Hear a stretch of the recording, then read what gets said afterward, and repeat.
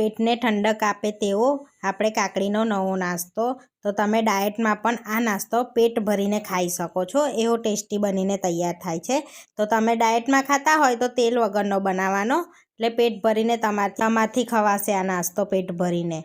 તો hi friends, આજે હું શેર કરીશ તમારી સાથે કાકડીમાંથી ઢોકળા બનાવવાની રેસીપી. આપણે એક કાકડી ધોઈ અને કોરી કરી લીધી છે. હવે આપણે એને છોલી લેવાની છે. તો આ રીતના આગળ પાછળના ડીટાનો ભાગ કાઢી લેવાની છે. તો કાકડીને જોઈને આપણે લેવાની છે, કારણ કે કાકડી કડવી આવે એટલા માટે. તો આપણે એને છોલી લઈશું. તમે એમને પણ યુઝ કરી શકો છો, છોલ્યા વગર પણ. તો આપણે અહીંયા છોલીને યુઝ કરીએ છીએ. તો આપણે કાકડીને છોલી લીધી છે અને આ રીતની આપણે છીની લીધી છે.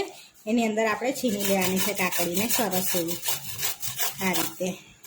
એક આખી કાકડી આપણે છીની લઈશું અંદર. તમે આ કાકડીને મિક્સરમાં પણ પીસી શકો છો, પેસ્ટ બનાવીને પણ એડ કરી શકાય છે. તો આપણે અહીં છીનીને એડ કરીએ છીએ ને તો ટેસ્ટ સારો આવે છે. એમ તો આપણે કાકડીનો નવો નાસ્તો પણ કહી શકાય છે, કાકડીના ઢોકળા પણ કહેવાય છે. કાકડીને છીની લીધી છે આગળ આ રીતે સરસ એવી રીતની છીની લેવાની છે, જોઈ શકો છો સરસ એવી. તો આપણે કાકડીમાંથી પણ પાણી છૂટશે. અહીં આપણે કાકડીને છીની લીધી છે. હવે મોટા બાઉલમાં આપણે લઈ લઈશું એને આ રીતે. તો મોટા બાઉલમાં કાઢી લેવાની છે કાકડીને. હવે અહીં આગળ આપણે કાકડી લઈ લીધી છે, એની અંદર આપણે એડ કરીશું રવો. તો 1 કપ અહીંયા ઘીનો રવો લીધો છે, તમે મોટો પણ લઈ શકો છો. તે એડ કરી દઈશું આપણે એની અંદર. અને આગળ સહેજ ખાટું દહીં લીધું છે, એ પણ એડ કરી દઈશું અંદર. હવે એની અંદર તીખાશ પ્રમાણે લીલા મરચાં એડ કરીશું આપણે. તો 2 ટેબલ સ્પૂન લીલા મરચાં એડ કર્યા છે આપણે. હવે સ્વાદ પ્રમાણે મીઠું એડ કરીશું એની અંદર આપણે. તો અહીંયા 1.5 ટેબલ સ્પૂન જેટલું આપણે મીઠું એડ કર્યું છે. હવે એની અંદર 1 ટેબલ સ્પૂન આપણે ખાંડ એડ કરીશું. તો ખાંડ એડ કરશો તો ઢોકળા તમારા ગળ્યા નથી થઈ જવાના. ખાલી 1 ટેબલ સ્પૂન એડ કરવાનું, જેથી દહીંને બેલેન્સ કરશે.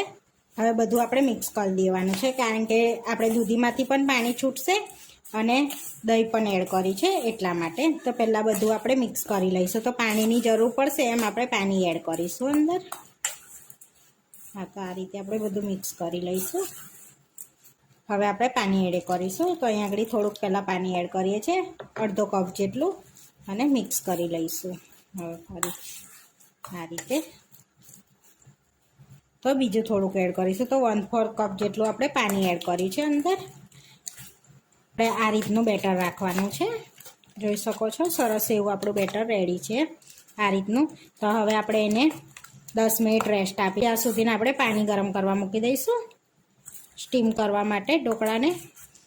એટલા માટે આપણે એને 10 મિનિટ રેસ્ટ આપીશું ખાલી. તો આ ઢોકળાના બેટરને બહુ રેસ્ટ આપવાની જરૂર નથી, ખાલી 10 મિનિટ જ આપવાની જરૂર છે. તો આપણું પાણી ગરમ થાય છે ત્યાં સુધીને આપણે 10 મિનિટ રેસ્ટ આપી દઈશું. તો 10 મિનિટ થઈ ગયું છે આપણા બેટરને. તો જોઈ લઈશું આપણે. તો આપણું સરસ એવું બેટર રેડી થઈ ગયું છે, જોઈ શકો છો. હવે આપણે એની અંદર ઈનો એડ કરીશું. 2 ટીસ્પૂન જેટલો ઈનો એડ કરીએ છીએ આપણે. 1 પેકેટ નથી કરતા, તમારે વધારે હોય તો 1 પેકેટ એડ કરી દેવું. અને થોડું પાણી એડ કરીશું એક્ટિવ કરવા માટે, અડધી ચમચી જેવું. અને સરસ એવું બેટરને આપણે ફ્લફી કરી દઈશું મિક્સ કરીને આ રીતનું. એકદમ આપણે ફ્લફી બેટર રેડી થઈ ગયું છે આ રીતનું, જોઈ શકો છો. તો અહીંયા આગળ આપણે પ્લેટ લઈ લીધી છે સ્ટીમ કરવા માટે. તેને આપણે તેલથી પહેલાં ગ્રીસ કરી લઈશું આ રીતે. તો અહીંયા બધી બાજુ આપણે ગ્રીસ કરી દીધી છે પ્લેટને તેલથી. હવે જે બેટર આપણે રેડી કર્યું છે ને એ એડ કરી દઈશું બધું એની અંદર આપણે. હવે આપણે એને પ્રેસ કરી લઈશું આ રીતે. આ રીતે આપણે પ્રેસ કરી લીધો છે. હવે એની ઉપર આપણે મરી પાવડર સ્પ્રિંકલ કરી લઈશું થોડોક આ રીતનો. તમારે સ્કીપ કરવો હોય તો સ્કીપ પણ કરો, પણ જો એડ કરો તો એકદમ ટેસ્ટી લાગશે. હવે થોડુંક લાલ મરચું સ્પ્રિંકલ કરી લઈશું આપણે આ રીતનું. હવે એની ઉપર આપણે થોડાક સફેદ તલ એડ કરી દઈશું આ રીતે, સ્પ્રિંકલ કરી લઈશું. તો હવે આપણું પાણી ગરમ થઈ ગયું છે, તો સ્ટીમ કરવા મૂકી દઈશું આપણે ઢોકળાને. તો અહીં આગળ આપણું પાણી સ્ટીમ થઈ ગયું છે, ચેક કરી લઈશું. તો હવે પ્લેટ મૂકી દઈશું આપણે એમાં સ્ટીમ કરવા માટે. હવે ઢાંકી દઈશું. 10 થી 15 મિનિટ આપણે સ્ટીમ કરી લેવાના છે. તો ગેસને ધીમો રાખવાનો છે. 10 થી 15 મિનિટ થઈ ગઈ છે. તો હવે આપણે ઢોકળાને ચેક કરી લઈશું. તો એની અંદર આપણે ચક્કુ એડ કરીને ચેક કરી લઈશું. તો એકદમ ક્લીન આપણું ચક્કુ બહાર નીકળ્યું છે, એટલે આપણા ઢોકળા રેડી છે. તો હવે સ્ટીમરમાંથી આપણે બહાર કાઢી લઈશું એને. તો અહીં આગળ આપણે સ્ટીમરમાંથી બહાર કાઢી લીધા છે. તો હવે ઠંડા થવા દઈશું.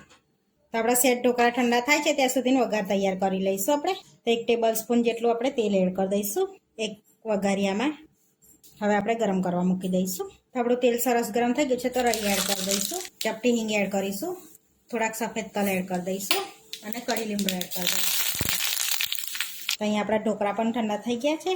તેની પર આપણે સ્પ્રિંકલ કરી લઈશું આ રીતનો વઘાર, અને ચમચીથી બધી બાજુ એને સ્પ્રિંકલ કરી લઈશું આ રીતનો વઘારને આપણે. તો હવે આપણે કટ લગાડી લઈશું. તો આપણા ઢોકળા પણ ઠંડા થઈ ગયા છે. તો આ રીતના આપણે ચોરસમાં કટ લગાડવાના છે. તો આડા કટ પણ લગાડી લઈશું આપણે એની પર આ રીતના. ઉપરથી ધાણા સ્પ્રિંકલ કરી લઈશું આપણે. તો એકદમ પરફેક્ટ આપણા ઢોકળા બનીને રેડી થઈ ગયા છે. તો જો આપણે નીકાળીને બતાવું તમને મેં, તો ઇઝીલી નીકળી પણ જાય છે પ્લેટથી, જુદા પણ પડી જાય છે. જોઈ શકો છો સરસ એવા પોચા અને રૂ જેવા થયા છે. અને તોડીને બતાવું તો પણ જો. હવે આપણે સર્વ કરી લઈશું. તો અહીંયા આપણે પ્લેટ લઈ લીધી છે, એમાં આપણે ઢોકળાને સર્વ કરી લઈશું.